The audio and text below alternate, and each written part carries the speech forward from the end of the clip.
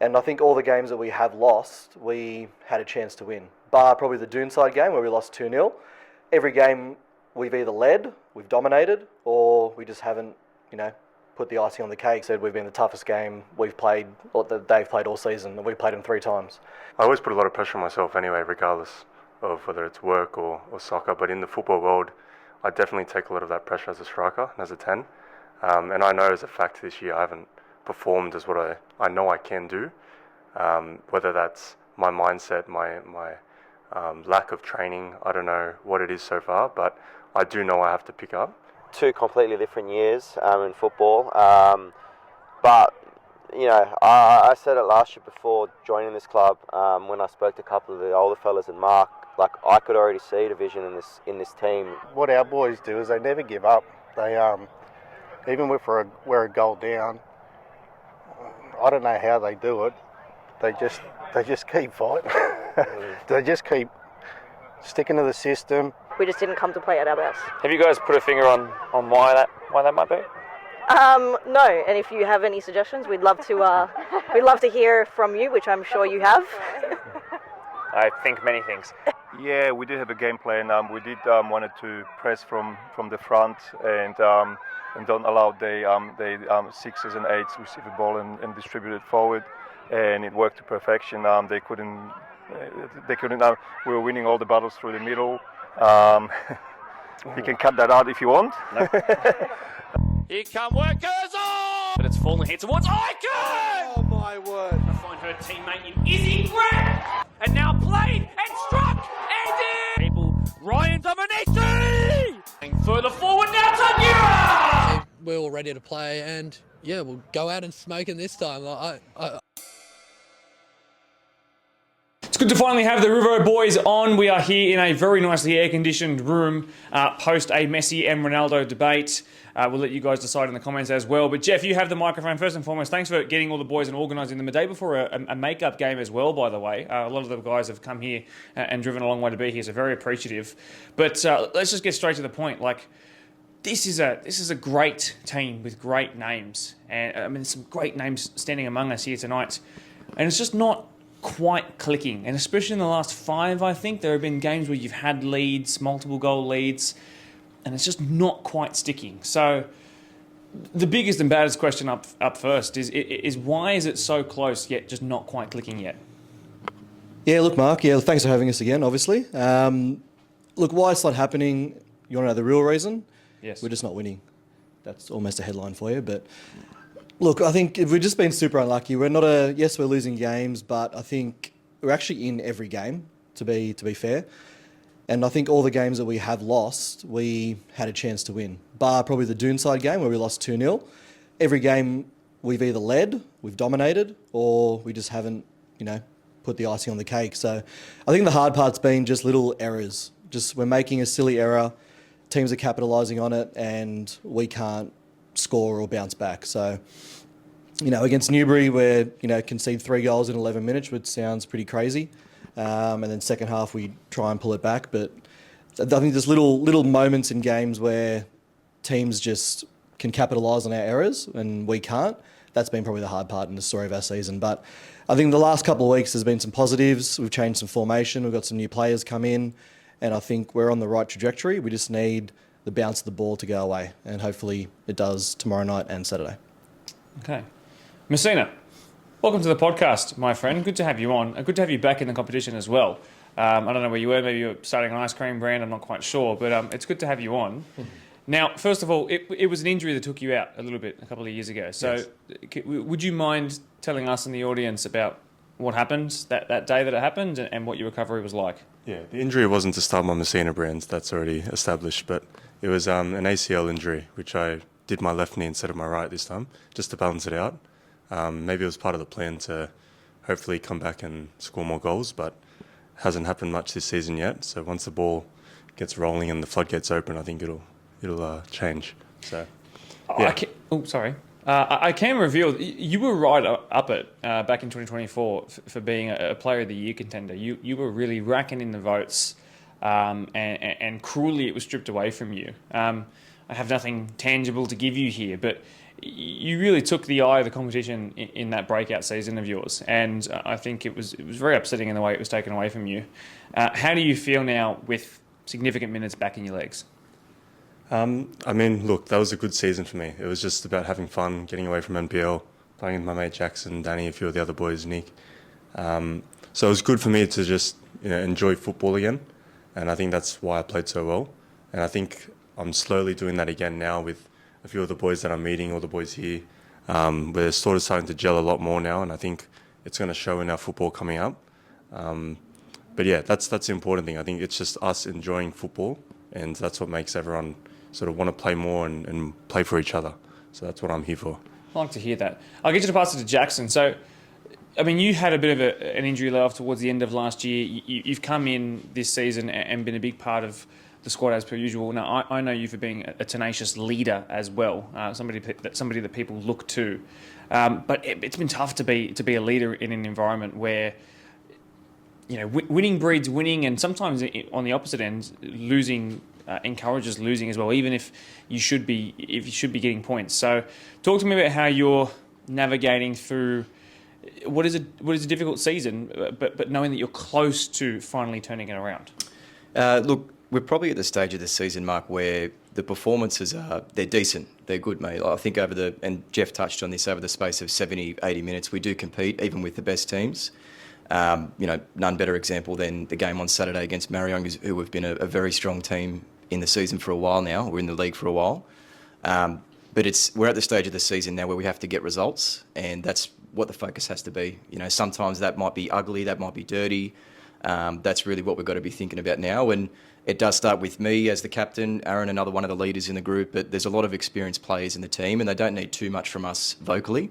Everyone knows what needs to be done, and I think we're at the stage of the season now where the groundwork has been laid, and we can now go out and start to get some results.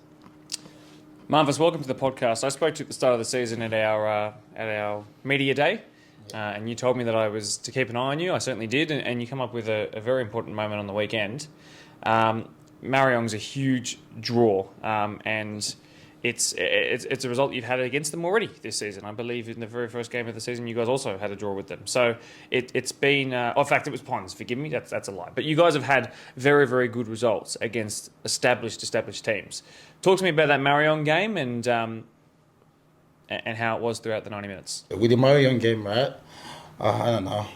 I was coming back from injuries, and I couldn't start the game, and I just didn't get married, and the trainings, we almost got there to win the game, but luck was not on our side that day, and I don't want to talk much about the ref, but I just have to say that day we felt like we were up, but anyways, it's part of the game.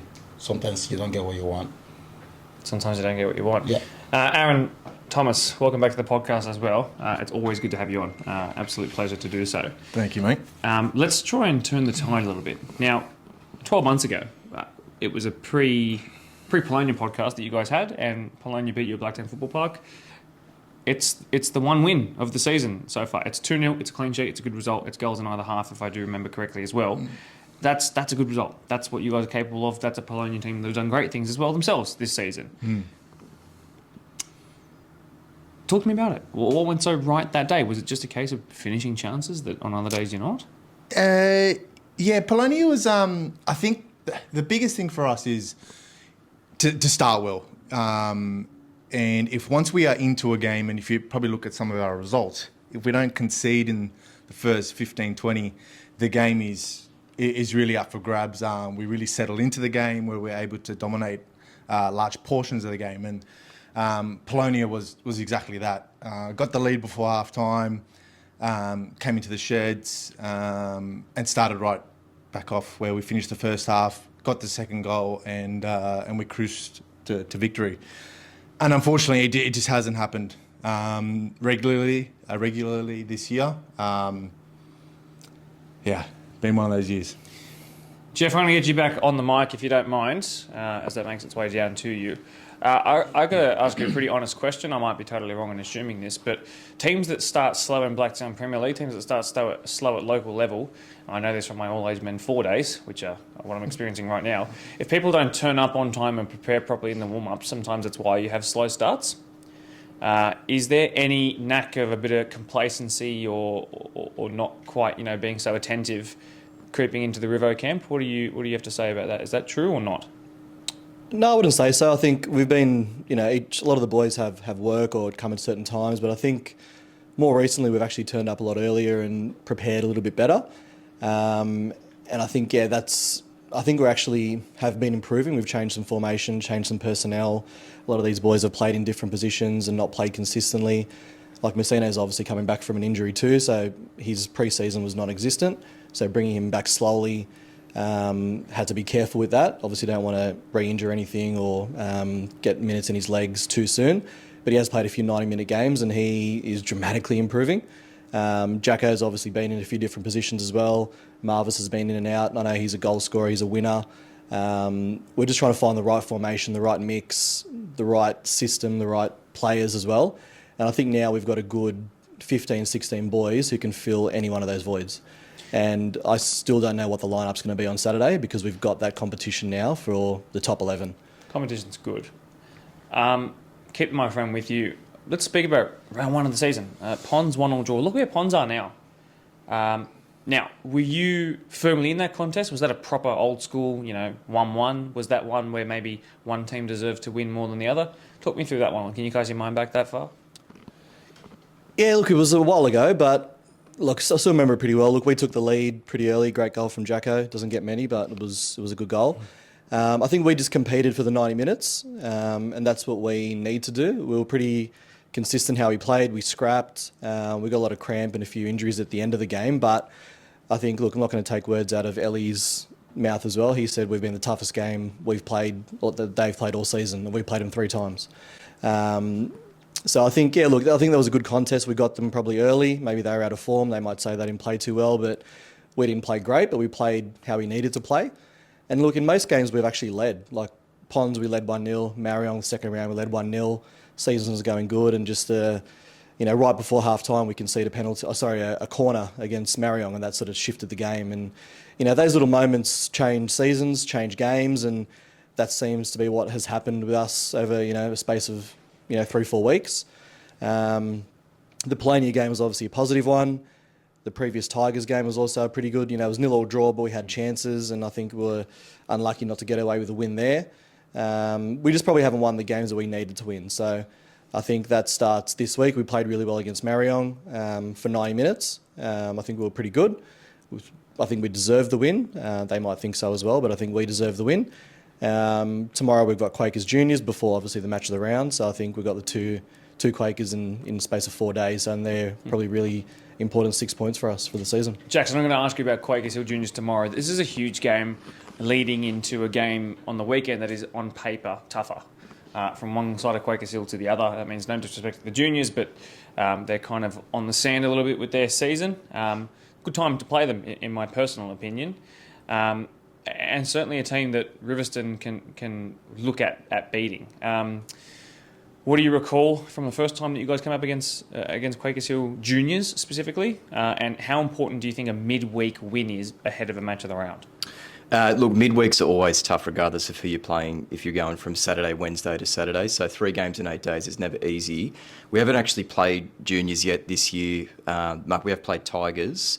Juniors, we've got the catch-up coming with obviously Wednesday tomorrow. I don't know when you post this, but Wednesday tomorrow, and then we've got them later on again in the season. But I think there's a bit of a historical rivalry there, and Shane can probably talk to that a bit more than any of us can. But I would assume that they would live to play us any time of the year, regardless of where they're at in the table. But the reality is, Mark, they're ahead of us in the table in both club championship and in first grade, which is important. So tomorrow's crucial. We're definitely not looking ahead of tomorrow night before we obviously set our sights on Tigers on the weekend.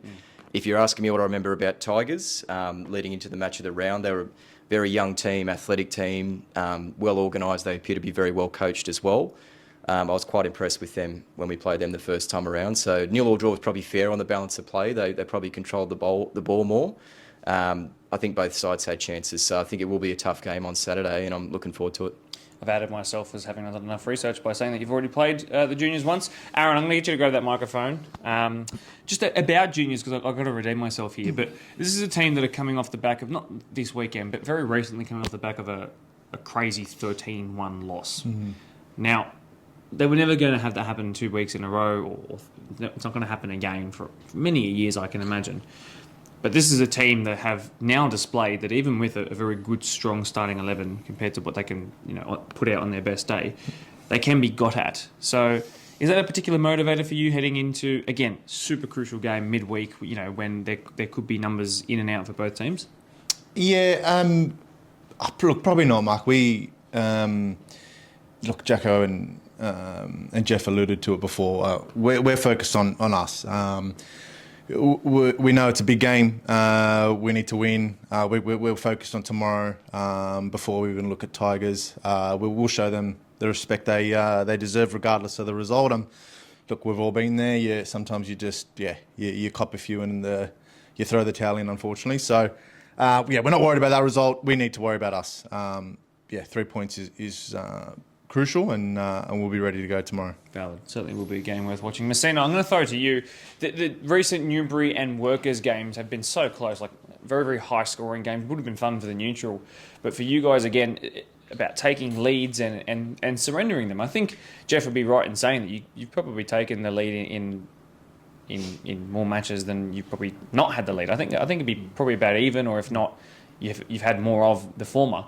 So, what it's funny because we've also talked about the first Newbury game where you guys copped 3 in the first couple of minutes and then it's the other way around. So what's it with these games where River can start incredibly well and then on other days they don't start so well, and this surrendering the lead thing? What's going on? It's a mix. It's just on the day I feel like Riverstone, we either turn up really good first half and put in a shift, we perform.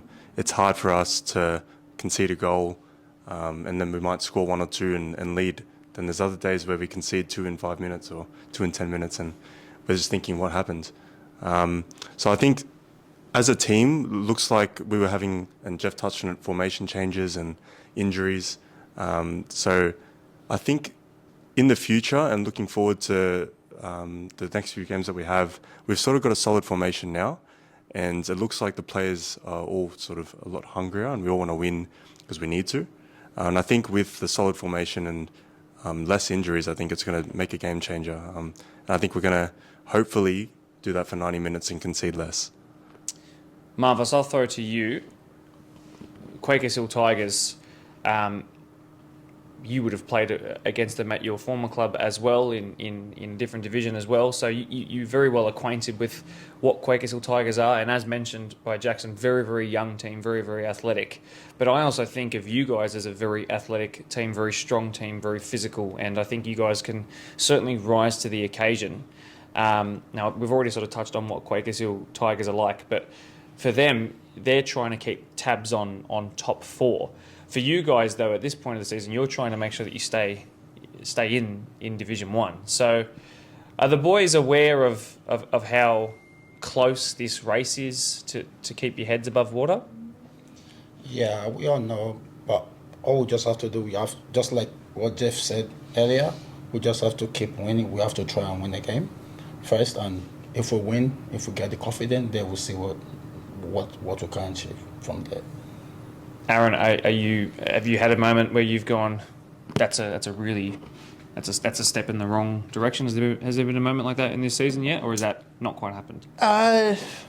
Look, the Newbury result hurt. Not going to deny that. That one probably stung, but at the end of the day, we know what went wrong.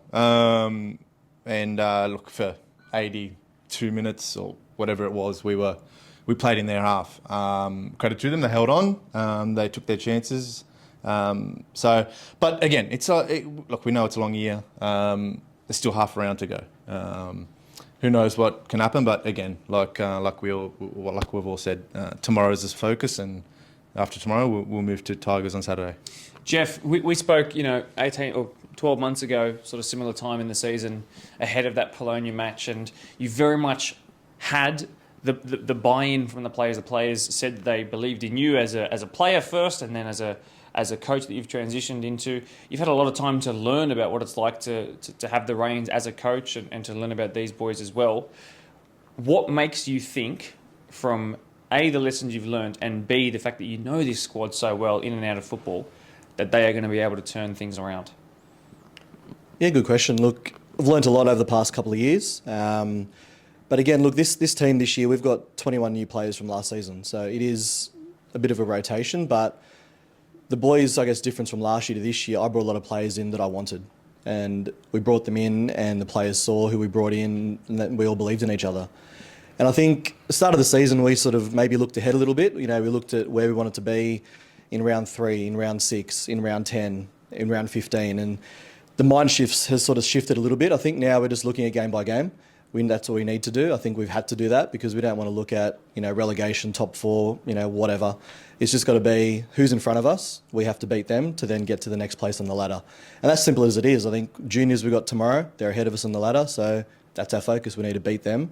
And a lot of these boys, they've come from different leagues as well. A lot of the boys have been winners in different leagues. They've scored goals, and maybe they're struggling to do so here. But I think they're starting to understand over the past probably 2-3 weeks, to be fair, with the changes we've made. They now understand what this comp's all about. Other comps they may have played in, you could play for 70 minutes and be the better team and still win. But here you've got to play for 90. You've got to play with your teammates, play together as a group, believe in each other. And I think that's where we're starting to head. I know it's probably, I'm not saying it's a little bit late, but it's probably later than what we anticipated.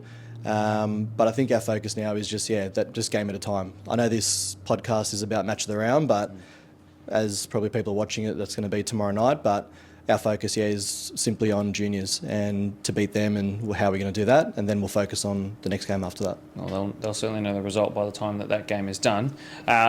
Messina, I think seasons like this sometimes, very oftentimes, rely on the players that have the experience, that have done things at the highest level, to grab the game by the scruff of the neck and make it theirs. Have a player of the match performance where everybody unanimously goes, that was the guy on the day.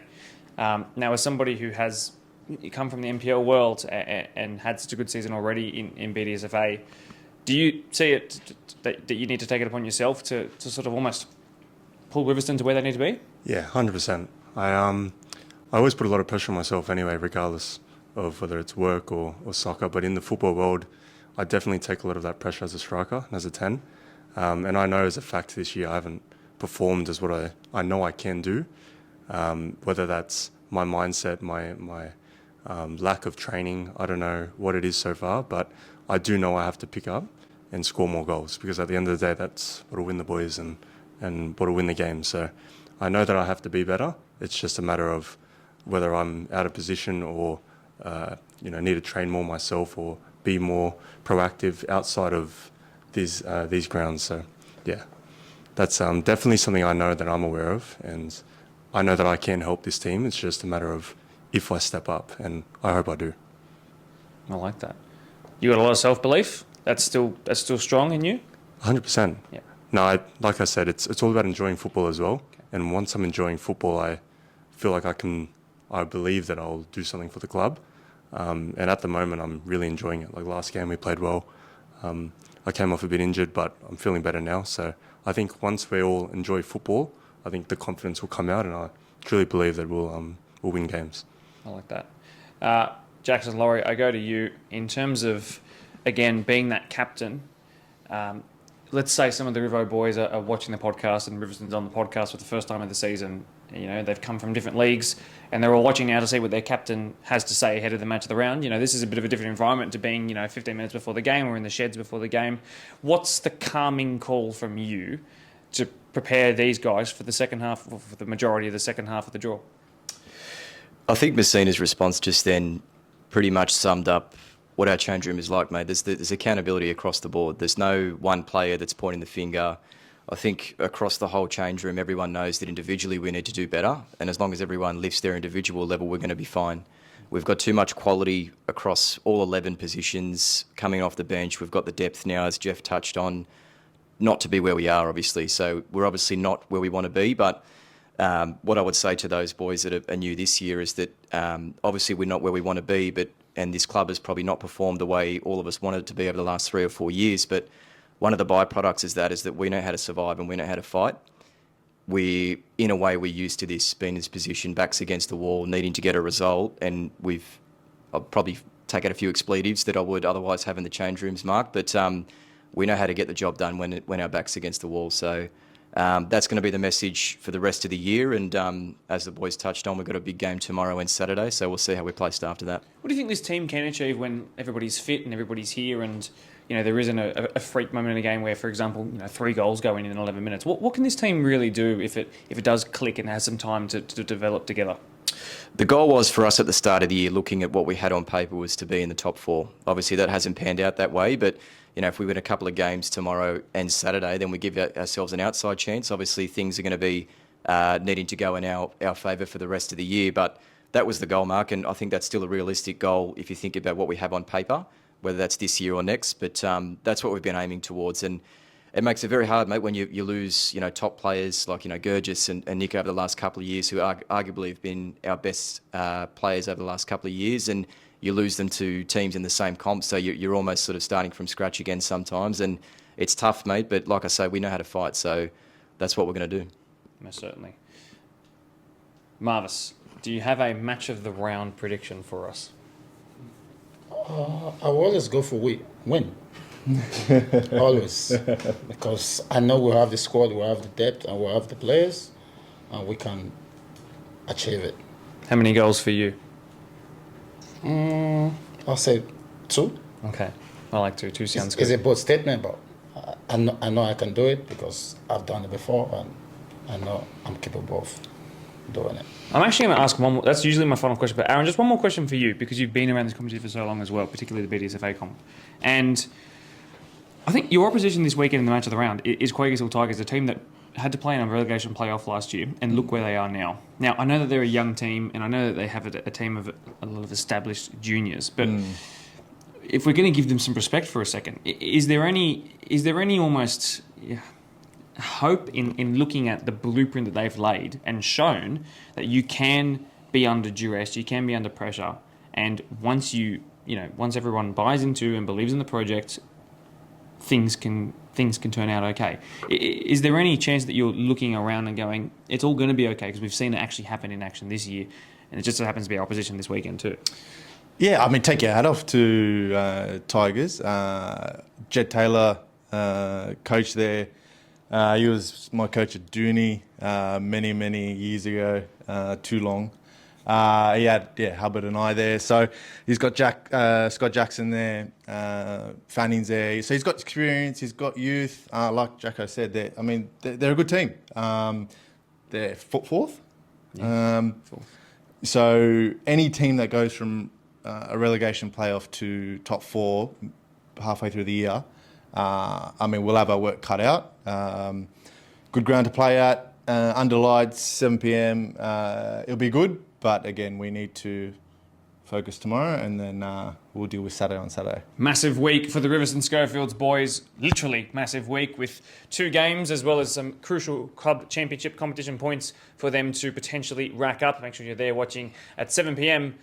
Live on the BDSFA TV YouTube channel. Boys, thanks so much for coming out on a non-training night and giving us this content and braving the music as well. It's been tough, but I really appreciate your honesty and some of the really good answers we got tonight. Thank you.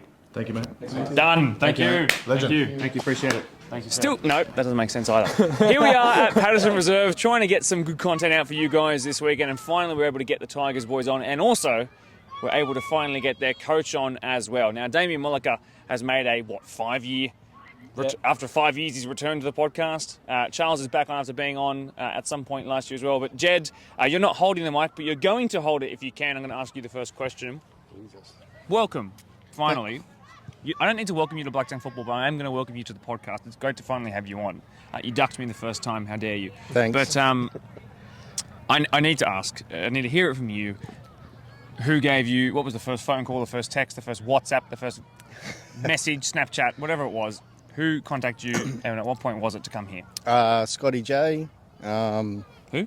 Scotty Jackson. I never heard of him. Yeah, he just reached out again, started to motivate me, talked about the club, all the way through the juniors and everything, and yeah, I said it wasn't a no, and then Stilo reached out, and yeah, by the time that happened, I was coaching again. So a little bit of convincing it took, but what was the last coaching job that you actually had, and how long ago was it? I've been retired for 6 years, but I was helping 𝗹cie out at Hawkesbury when Jake was out there for maybe 3 years or 3.5 years, 4 years, something like that. Mm-hmm. So, yeah, haven't done it, given up on football, and then, yeah, got motivated again. Good on you. Now, I promise I am going to pass the microphone on, but just one more thing while we're here, and we're talking about pre-season related happenings. What came first, the chicken or the egg? Was it you or was it Jake? Me. Jake, I didn't want Jake to come to Dooney because they've got an outstanding team, but some of the old hierarchy got into him and said you can't play against your dad, so yeah, he just said I'm coming. Okay, fantastic, and there you go. Charles, welcome back to the squad, to the podcast. Now, the last time I spoke to you, it was in a totally different part of the season. 𝗹cie, welcome. Just jump on in. Everyone take a step backwards. We'll get him on in just a sec. Great. Welcome in. Squish in. Hello, sir. How you doing, man? Good to see you. Come closer, guys. I'm worried you're going to be out of frame. Great. Snuggle up. Excellent. Now, Charles, the last time I spoke to you, we were at a point of the season where, you know, it was before you guys had secured your safety in the season, and there was a long way to go for you guys to do that. And since that point, there have been so many lessons learned, so many great achievements. For your 2 years at the club, like, what a fantastic difference in years you've had from last year being difficult in its own ways and this year being so rewarding in so many ways. Sitting in the top 4 now by 4 points. How happy are you that you stuck it out and you saw the vision in the project and that it's coming to fruition now?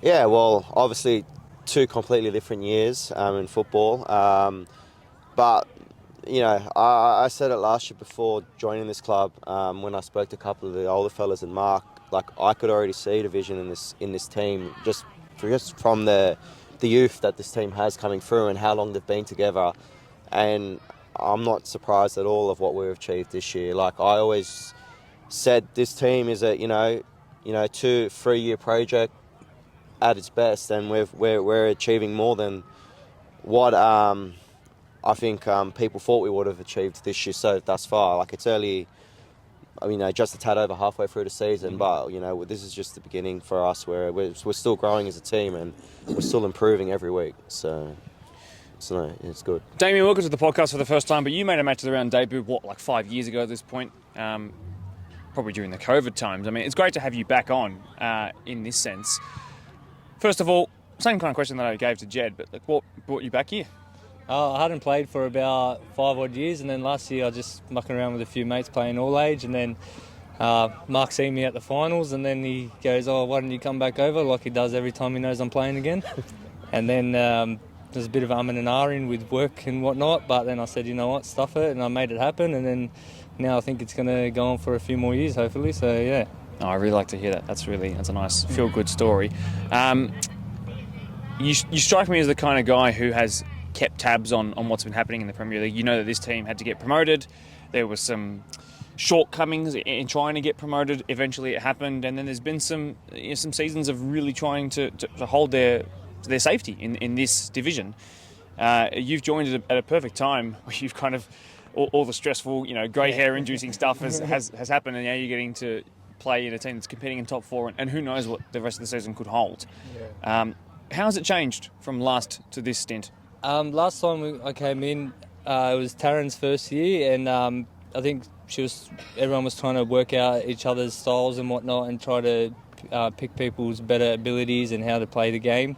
And then once I left and I seen that they had got promoted, that was awesome. And then, like you said, keeping tabs. And then now that I've come back, like, there's a lot of great individual talents and whatnot in the team. And then just the way we work together from when I started in pre-season, like, it's just blended in every training session, every game. I feel like we're just getting that tad bit better to get us over the line. So it's definitely changed a lot. The culture's the best part here. Everyone's a community, and everyone's got each other's back. Like, we all banter and whatnot, but at the end of the day, it's all constructive and everyone takes it the right way. Fantastic. Forgive me, I've been distracted by a lurking Jackson Fanning in the background. Mr. Blacker, welcome to the podcast again. Thanks for having Now, feel free to tell me. Feel free to tell me to not air this, but you know, I remember 6-7 months ago sitting in the in the 𝗹måga and you telling me what was going to happen this year and that you were excited for it, and here we are. Like everything that you said to me that night in particular is coming true. You know, there were lessons learnt, most certainly, and some great signings have come in, and a change of style in some areas, and here we are. So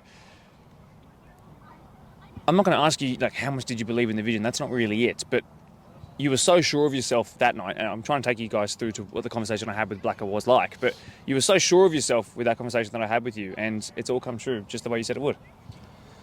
Yeah, I mean, I guess that's kind of what we've been building towards for the last couple of years. We know that we have a pretty special system here, and we've had the talent in the 21s. I mean, we made 3 back-to-back grand finals in that comp, and even last year, although we didn't have the year that we probably wanted, we were the youngest team in the first grade comp by a country mile, and we started to see that come to fruition later in the year. So I think this year it's no surprise that we've strengthened in key areas, but the biggest thing now, having had that year of learning, is just the belief in and around the group. Like we truly feel that we belong in this league and that we're good enough to compete, and that it's not a coincidence as to where we are currently, and we're ready to go on with it. Most certainly.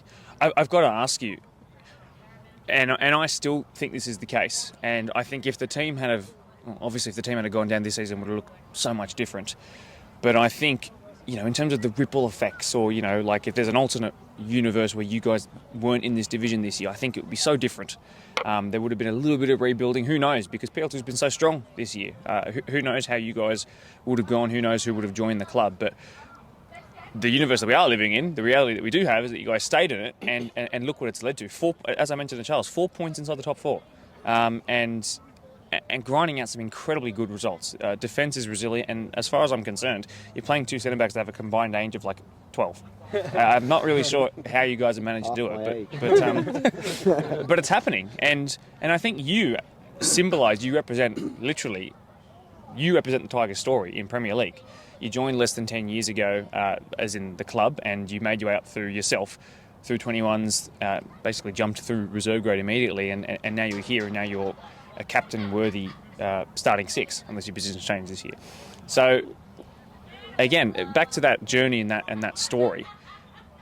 How important was it that you guys had the grace and had the achievement of staying in the division, and how much belief do you think that moment, that celebration, that achievement has reaped rewards this year? Yeah, I think first things first. Like obviously that was one game, and anything could have happened, but I guess there was nerves about, but I was always sure that irrespective of that result, we were gonna be back. I mean, it's no surprise when you look around the squad. A lot of our players have been at this club everywhere for a long time, and no matter what happened, we're probably going to keep that core together. But in hindsight, the biggest initial thoughts after that result was we kind of got a lifeline in a sense, and let's take the opportunity with both hands. So it was instantly when we came back in day 1 of pre-season, we sat down and we essentially said, what's done is done. Past results mean nothing. Let's really believe in ourselves and see what we can achieve. Jed, I'll get you to grab that microphone. I'm going to stop the glaze now and start asking some of the harder, more pressing questions. You know, there are some results that I look at in isolation where I think, oh, that's a poor one. I have to ask about the Ponds 4-0. There's an early red card in that game. They go up very early. Yep. And they're the table toppers, though, so it's important to keep that as a caveat. What did you learn about yourselves that day? A ton. 2 fantastic goals. The boys, what our boys do is they never give up. They even if we're a goal down, I don't know how they do it. They just keep fighting. They just keep sticking to the system. They know it. They trust it and what have you. And I think we had more possession with 10 men in the second half than they did, even though the game was gone. It's the best way. A lot of good defending. Yes, they got in the box. They could have scored more, but they didn't. So, for me, the team's evolving. And I think they're fast-tracking quicker than me and Mark ever thought. But, yeah, very, very proud of them. Charles, I mean no, didn't mean to disrespect when I ask you this, but I've spoken about the average, the age of the centre-backs, for example. I mean, Aaron's young himself. Now, the average age of the squad is still just as youthful as it was, this time last year. It was, but the progression that these guys have made is incredible. Now, Ponds in particular, you're looking at a team whose average age, everybody is 26, 27, 28, 29, like in their primes. I mean, half those guys are personal trainers. They've been playing football at this level and beyond for a very long time. Like you guys in terms of average age are nowhere near competing with them in that sense. Now, 4-0 is a bad result, and when you get to play them later on this season, I'm sure it will be closer. But when you've come up against the fellow top 4 teams this year, not just Ponds, knowing that you're significantly younger on average age compared to these guys, what's that feeling like, knowing that you're close, you're there, and what could come in the next couple of years is really frightening for other teams? Yeah, I think, like I touched on before, this is just the beginning for a majority of these boys. These boys are, 19, 20, 21-year-olds playing first grade at a really, really high level.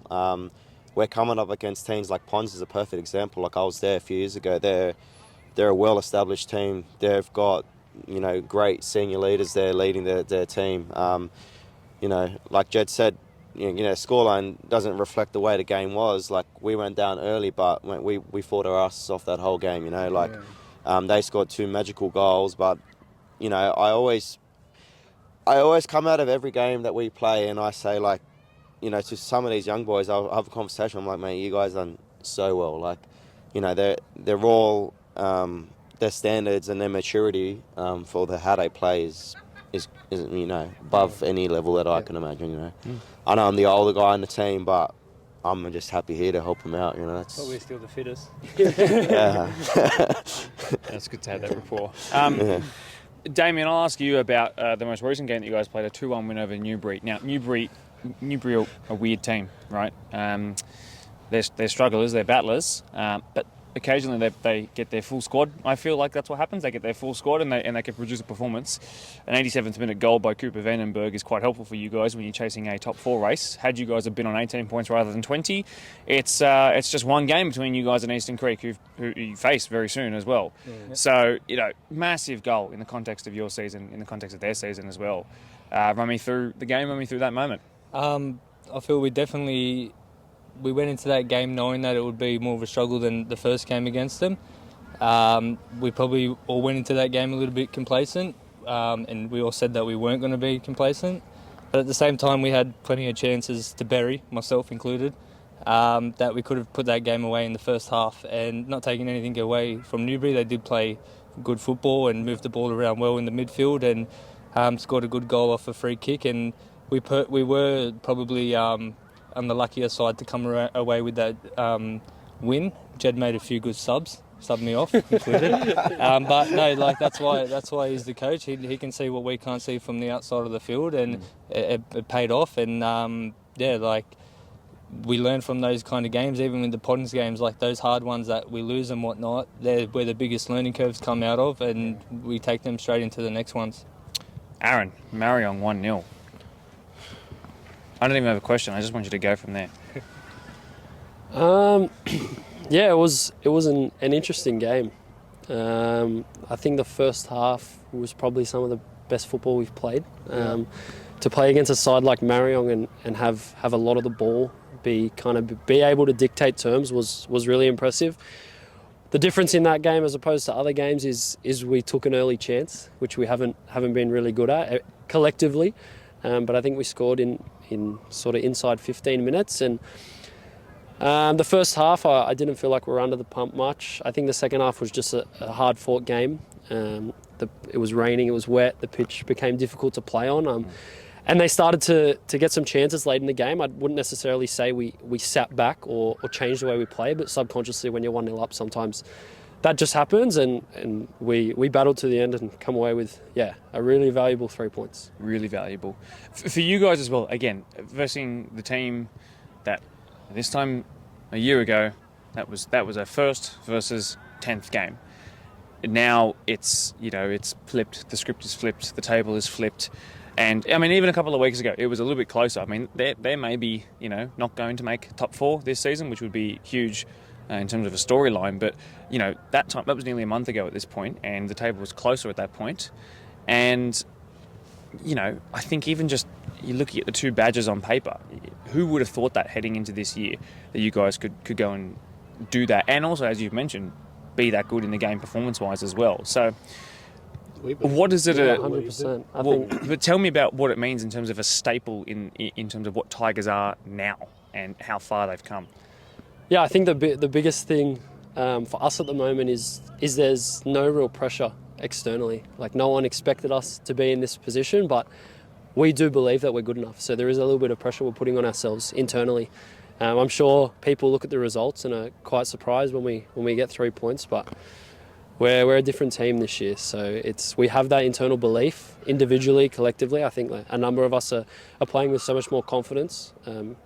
It's easier to be confident when you're having some luck and winning games, but just the style of football we're playing really suits us, and we're not shocked at these results. Let me say. What do you think, Charles? Are you guys riding a high, or are you guys actually just a good team? Like, I don't think this is a purple patch. I think it's fair to I think it's fair to say that you guys have just improved in all areas, and this is what we should expect now, no? No, we're definitely not riding a high. This is just how good the team is, and how good. I mean, a lot of us all know that how good this team could be, and it's just the start of it, really. Like, we're all growing. Like, I'm at the end of my career, but these young fellas are, they've still got a long way to go, and this club's in very good hands, and they're gonna be a strong team for a lot of years to come. Yeah, I mean, they're in Jed's hands. So Jed, I can't not ask you this question as an incoming coach at the start of the year, taking over from somebody who was managing on a long-term basis and had fingerprints all over the club in every facet. Huge steps, huge boots for you to step into, especially having been out of the game a little bit, but no ring rust for you. But tell me, taking over a team that clearly has this belief ingrained in it, I don't think you had to come in. Correct me if I'm wrong. I don't think you had to walk in here and try and build belief. I think there was a lot of it already there. So what were the tweaks? What were the real noticeable tweaks that you wanted to instill that you are seeing week to week that are coming true? Probably don't want to tell you. Yeah, fair enough. And it's not just me. We've got 𝗹cie at the back here. He's not always here because he's got another job to do, but collectively we've just been working on what we want to work on, and it's every game they're getting better and better. Riverston. Yep. Good team. Yep. 1 win all season. Yep. Really weird. Anthony Messina, who I'm about to go and interview, to give you some context, it's a Tuesday night. The guy finished, I think, 4th or 5th in Player of the Year voting a couple of years ago before he did his knee. Poor thing. They have some good players that have played at a very high level. They have a good coach who is well respected among the grounds, but it's just not quite happening for them. What did you learn about them on your first meeting with them? Oh, we had a funny day. I know Aaron well, and we shook hands and had a hug at the end of it, and he said, how the hell did we get a draw out of that? So that was from them boys. We played well, we just could not finish. We had a few boys out, and there's no excuses there, but like we said before, Mark, it's a part of the learning. Look, we had a couple of wins early, but there's going to be bumps along the way. We're not guaranteed anything, so did we learn a lot from that game? 100%. Yeah. It's just us moving forward. It's always tough. I always say the word expecting.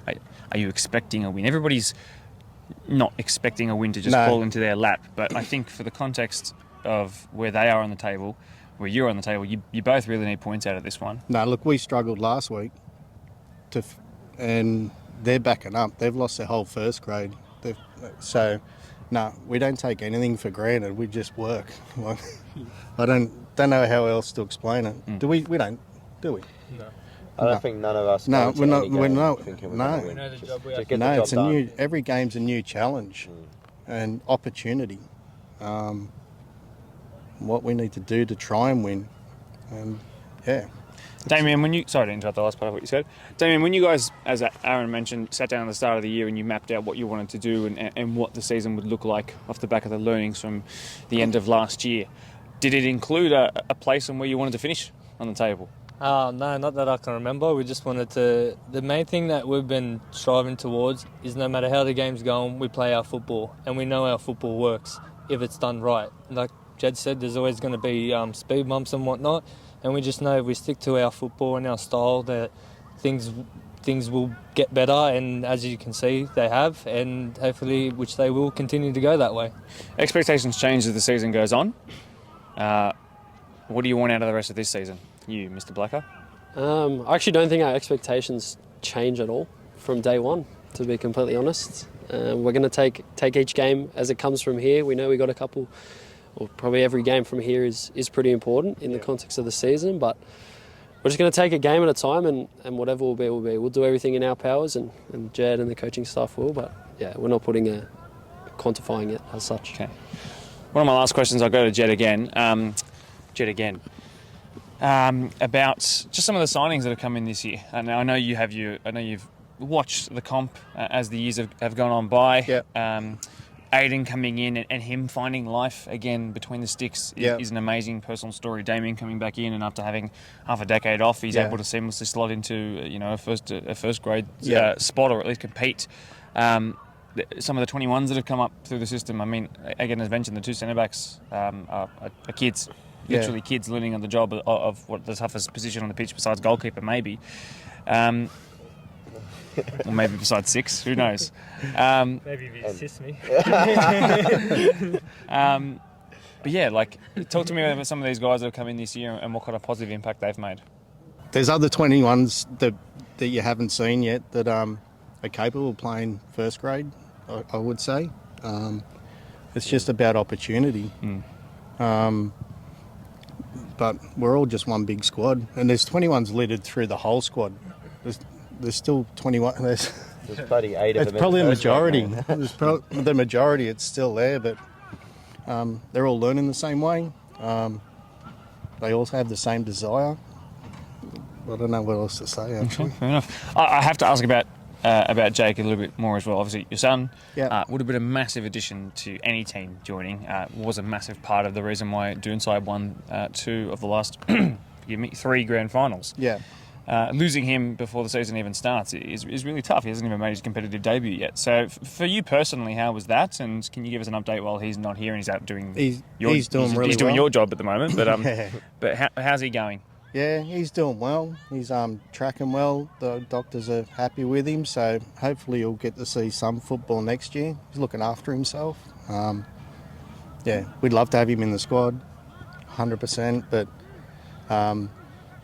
we're still doing a good job around him. He's enjoying coaching the 21s too, just quietly. He's going, he really is. Okay. So the boys love him. Back on the golf course in the weekend. So he had his first competitive golf game, which is good. Excellent. So, yeah. Damien, for your podcast debut, I'm going to give you the worst question, which is, can you provide us with a match of the round prediction? No, you got to do it. It's going to be a tight game. Yeah, heard that one before. But should I answer this, Jed, or do what you want? Got to back us. I'm definitely backing us. I'm going to say us 2-0. If we put our chances away, could be a few more. Okay. And Aaron, just one more final one for you as somebody who's been here for such a long time. What would it mean for Tigers to finish in the top 4 this year for you? Yeah, it would be pretty special. I think the best part about kind of our squad is that a lot of us have been along the journey the whole way, or for parts of it. So yeah, it'd be very important to us. But once we get there, we don't see a reason why we can't go further. So that'd be kind of step 1 done, and then just focus on the games ahead. Okay, step by step. Step by step. 2-0 prediction, and plenty of pretty interesting talking points that have been discussed here tonight. Boys, thanks very much for your time. I'll let you get to your training, and I really do appreciate it.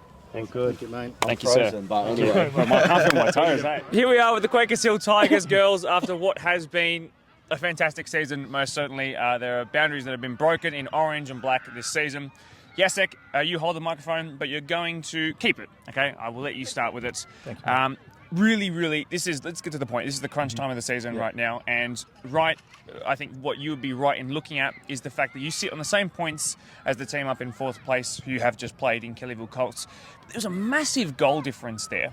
I believe you guys are on +9 and they're +28. Massive discrepancy there.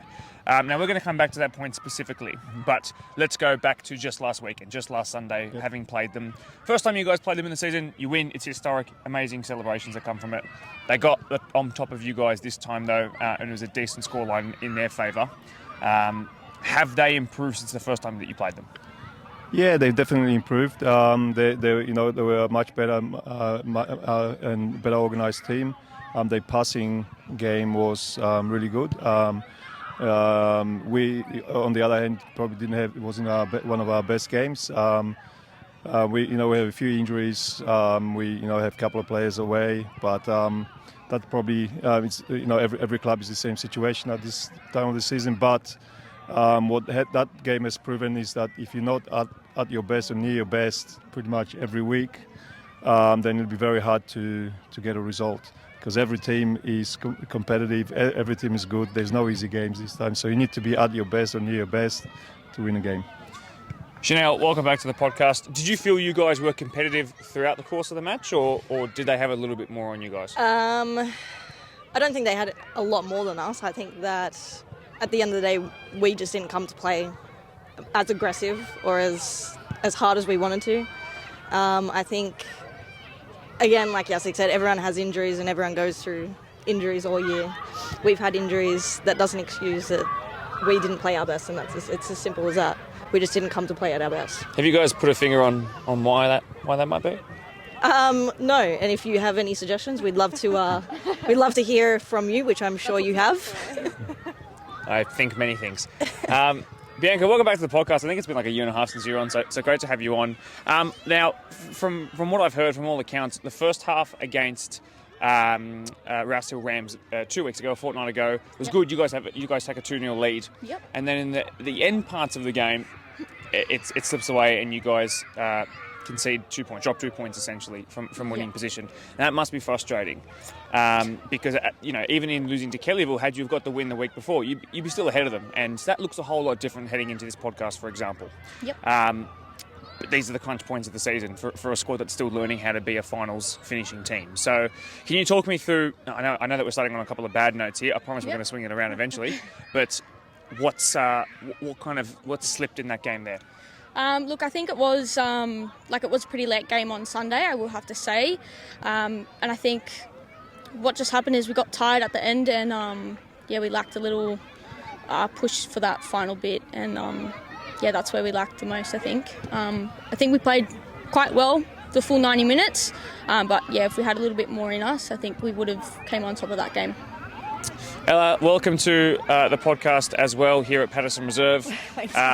Been a good first season for you in these colours. I'm actually going to ask you first and foremost about a teammate that you've been with for several seasons now, in 𝗹Ç, who has had so many injury setbacks, and she became an all-star goal scorer. She got the winner recently against Holroyd, which was the week before this 𝗹ឆ-Rams game that we're just talking about just then. She got a hat-trick earlier in the season as well. She's been on fire. So just a quick word on a striker who is finally getting some games under her belt and performing well. And it's lovely to see, right? She is such an amazing player. She's an absolute workhorse for us up the front. And I know we do have a few challenging games, and she still ends up getting player of the match. It shows how hard she works up front.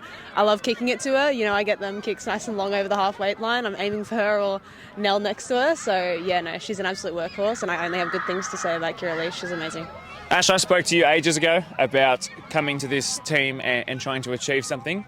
And the reason why I'm allowed to ask you so many difficult questions about, crunch top 4 6-point games is because you guys are up there and competing for it now, which is something that when we were up there 18 months ago, you said that was your goal to come here and develop with the group of girls that are here. And we're seeing the fruits of that labour now. How satisfying is that for you? with a caveat, obviously, that there's still some part of the season left to go. Yeah, it's been really good. Like as you said, I did say that last year that was a goal that we wanted to achieve, and I think that our girls have come so far this year in getting there, and I think that 𝗹C has really helped us with that, but I think also the girls have connected really well and we've built each other up. And I think if we keep building each other up, then top 4 finals all the way, definitely a goal. Yes, I'm going to get you to go to the microphone from all the way down the end if you could. I want to... Excuse me. Bless you. Let's talk about that Holroyd game. Massive win. Huge win against a team that, whilst might not be at their freakish, almost NPL level best, still a threat, a massive threat, with massive threats on the pitch as well. 1-0. Something that I think has defined your season a little bit has been really tight wins.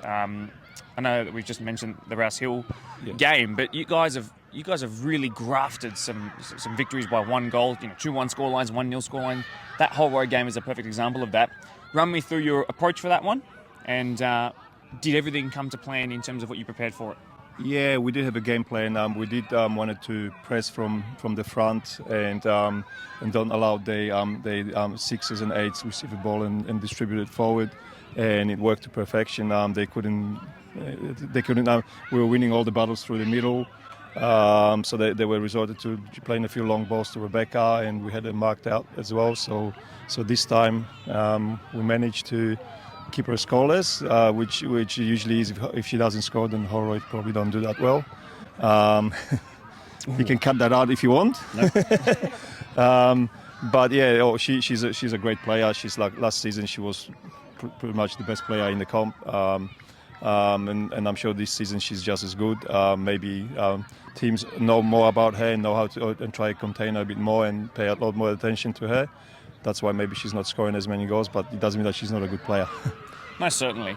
A question for you as well in terms of what you've had to form here at Quakers Hill Tigers is that I think for your time in WPL, you've been able to play a lot through having one particular player who was such a good quality. You had a player of the year at your disposal, and while there are player of the year contenders, there's certainly some all-star contenders in this Quakers Hill Tigers team. There's not a 40 goals a season striker, and I think this has brought the best out of you in the sense of you're building a team as much as you are trying to Argentina Messi a game plan, right? So talk to me about this project and how it's been challenging for you. Well, yeah, we knew that we don't have. We like across the whole squad we have a lot of quality.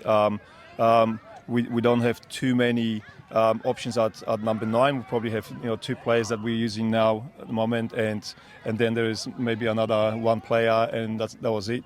And it's very hard to, especially when we're rotating squads as well, and there's injuries and players going away and sick, and all that. So we are focusing mainly on our defence. Trying to be solid at the back, don't concede many goals, and we know that we're always going to have 1 or 2 goals in us. So if we can not concede many, then we'll win games, and that's more times than not that's been proven to be the truth. Also, we rely a lot more on pressing and just playing together as a team, staying compact, just putting the opposition off their games, because obviously we prepare for every game, so we more or less know what they play, how they play. So far it's been working. I know that we might be just outside the top 4, but we only on goal difference. But we had a chat after the game against Kellyville that there's 7 games left. There's 21 points on offer. We continue to win the games. We'll be in top 2, no problems. It's a rousing rendition of the birthday song. It's not my birthday. Wow, no. Hooray. Chanel, I'll try and keep myself focused. My ADHD is kicking in. Wow, awesome. You gave a really good speech last time, a really good answer about how great it was to get that first, get that first win over Kellyville Colts for you in your footballing career. I imagine Holroyd was something of a similar effect for you as well. So can you talk me through, once that final whistle goes, what that moment was like? Because that's a huge win. Just thinking about the controversy. Something to a follow-up question, perhaps. Yes. No, it was amazing. It was a really good, hard-fought win, I reckon. And I think at the end of the game, we all felt like we all did our jobs as a team, and as we do every week for each other. We worked extremely hard on maintaining our high press to try and keep certain players out of the game. And then, yeah, that's what we did. And at the end of the day, we won, and that's all that mattered. And we went back and we celebrated, and it was great. Controversy, you say? Yeah, so after the whistle blew, the ref wanted us to keep playing an extra 3 minutes after we had already taken our stuff off, which was quite interesting. Okay. So we got to celebrate twice, essentially. Okay, now I know. Fantastic. Well, good to hold out for those 3 minutes, certainly. Bianca, I'll go to you. It's sort of similar in the sense that the question that I asked Ash, you've been here even longer and you're seeing what this team can do now, and you've been such a pivotal part of it for the last couple of years, and you're also working midfield alongside some players who have come in this season who have got vast experience at very, very high levels of the game. So for you personally as well, what's how have you felt that you've developed this season, compared to perhaps others? What have you learned this year? Look, I think it's more connecting with the person that you're playing next to.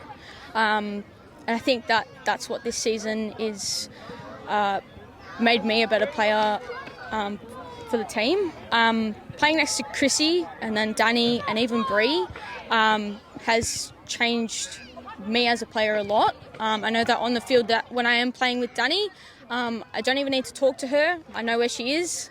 She knows where I am, and we work quite well together. As of recently, I have been playing in the back. Playing next to Mickey just changes all over again. I'm right there behind you. Sorry, and having Ella up the back, that's having a good goalkeeper is definitely obviously a game changer. She sends those long balls out. She knows where I need to be, and it quite helps me quite a lot. But yeah, I think the development of this team is fabulous. We've come from younger years. We've got our 21s coming up, and then our 18s, and I think that our female development is unmatched. Unmatched. I like that. Speak to me about what it's like to have not just this really great female development system around you, but what the competition doesn't want to admit, but most certainly is, if not the best home support and travelling support as well. Now, I know for a fact the Ponds have had incredible support travelling to and from Jonas Bradley Reserve. I know that Marion have got a really good crop of supporters as well. Can't really speak for other association-based teams. But I know what Tigers have had for men's and women's programs at the senior level for years. So talk to me about that. Has it been just as good as previous years? I think it's actually been better. We've become closer with the boys as well as the 21s and even younger girls. Like every week we've got some of the under 10s and under 9s coming out to watch us play, which is great. They very much look up to us in the Premier League, which is fabulous. And then even, us going to the boys' games to support them, just makes our community a lot better. You've been a grand final competing player, Ella Wilson. Yes. Does this team have the mantle to push into those final spots? What makes you think that it's possible? 100% we do. I think we just really need to focus on showing the grit and want to win.